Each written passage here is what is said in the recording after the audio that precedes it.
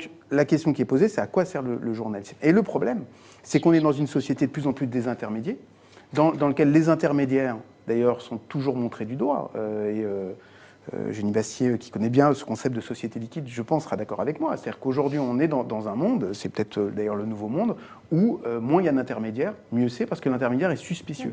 Et ça vaut d'ailleurs pour les avocats, comme le notaire, comme pour les journalistes, comme pour les élus locaux et les politiques. Donc nos concitoyens ont l'impression qu'il ne faut pas qu'il y ait d'intermédiaire entre une information et eux, comme il n'y a pas besoin d'intermédiaire entre un chauffeur de taxi et eux, en l'occurrence un Uber.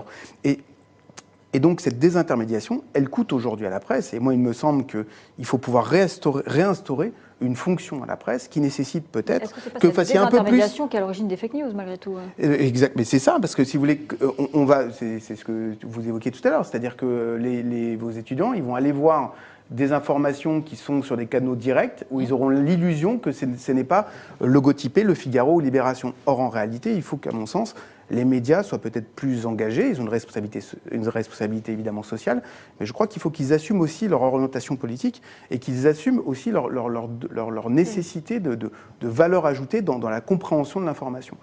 D'une certaine manière, je pense que Le Figaro, aujourd'hui, a plus d'avenir sur ses pages payantes, mais qui sont des éléments d'analyse, que sur ces pages gratuites qui sont des éléments d'information.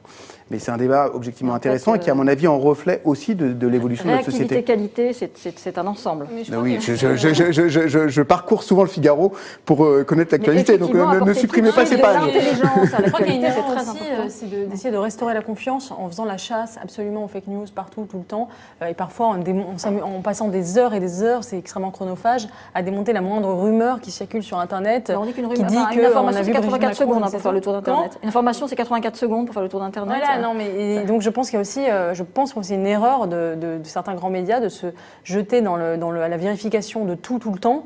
Évidemment, il y a des sujets qui sont intéressants à vérifier, s'ils sont d'un sujet d'intérêt public, par parler de la réforme des retraites, etc. Mais si la moindre rumeur sur Internet, on se met à la démonter, etc., c'est un tonneau des Danaïdes, on ne s'en sort plus, et c'est pas ça qui restaurera la confiance.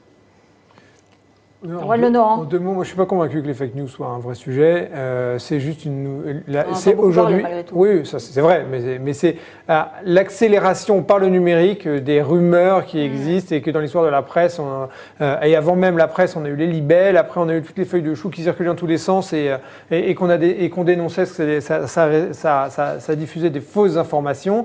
Il y a un phénomène d'accélération de cette diffusion. Ce que montre aussi ce sondage, c'est que le média auquel les Français font le moins confiance, c'est les réseaux sociaux. Donc je pense qu'ils savent encore hiérarchiser